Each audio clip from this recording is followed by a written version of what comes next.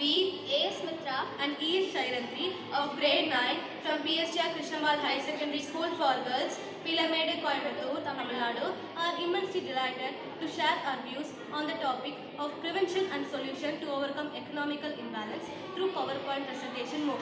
Hope you all will be having a fruitful session ahead.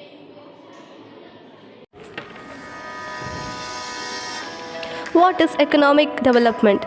Economic development is an act or a program that seeks to improve the economic and financial well-being of life for a country.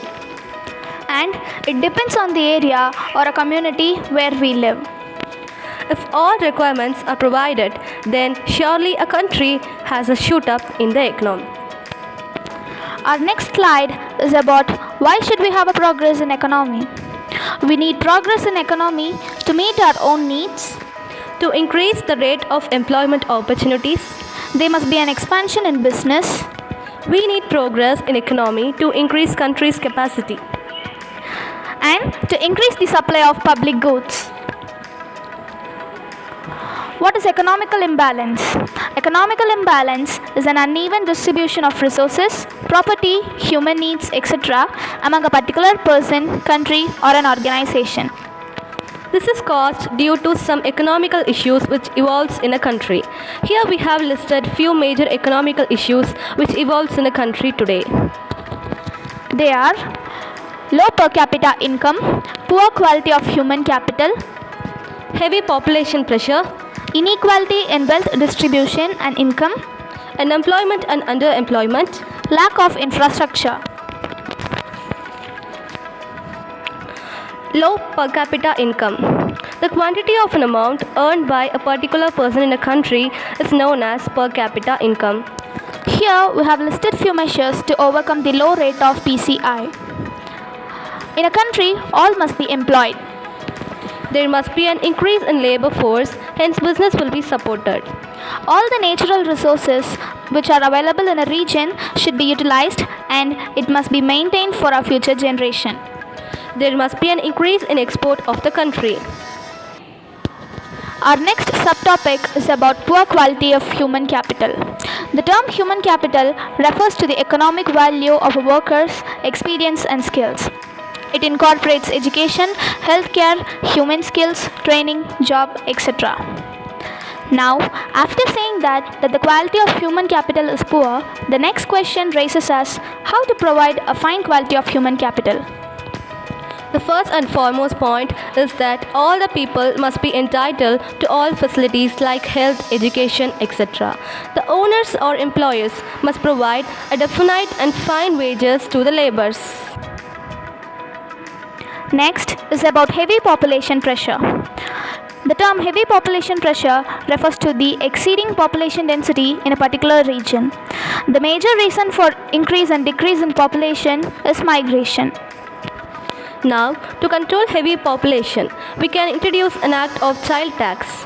As we said before, that population increase due to migration. The major reason for migration is lack of infrastructure. Instead of migrating, why can't we make our own place more accessible and advanced? Inequality in accessibility of services. There is no accurate and inadequate distribution of facilities in few areas or regions. Few people who are living in few regions are not getting an adequate supply of potable water, electricity, internet, education, healthcare, etc. and etc. If the expected service like hospital service, education, accessibility of internet are provided to all, there will be no inequality among the people. Unemployment and underemployment. Most of the educated people in the society are not yet employed. To avoid this problem, all the employers must provide employment opportunities to the employees. And there must be the presence of good education. And the most important thing is the absence of corruption and bribery. Next is lack of infrastructure. Now let's see few strategies to improve the infrastructure. First is to increase our economy. Introduction of long-term pipeline of infrastructure projects. There must be an updated internet facilities, also an increase in transport facilities. Next, we have listed few initiatives to develop the economy. The first and foremost point is to avoid corruption, and the government should solve all the problems and issues which exist in the society. In this society, all must be employed and educated. All the facilities must be available to all citizens. Every citizen must cooperate with the government, and there must be an increase in the export of a country. Increase in saving, the tax may be collected forcibly. All the sectors must evolve equally and adequately. The next slide explains about corruption. Very interesting topic. Now, what is corruption? Corruption is a work of dishonesty, and it is the major reason for inequality among the citizens. It occurs in many fields like business, market, educational service, healthcare, etc. and etc., from infrastructure to sports. Now let's see a few preventive measures and opinions to control corruption. First, we may introduce an act of mobile transaction and start educating the younger minds. The law must be strong and powerful. The amendments must be followed strictly during elections.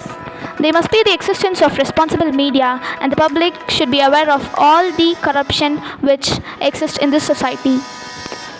The youth must explore all the activities and laws made by government. The root of greed and selfishness must be eradicated from their brains.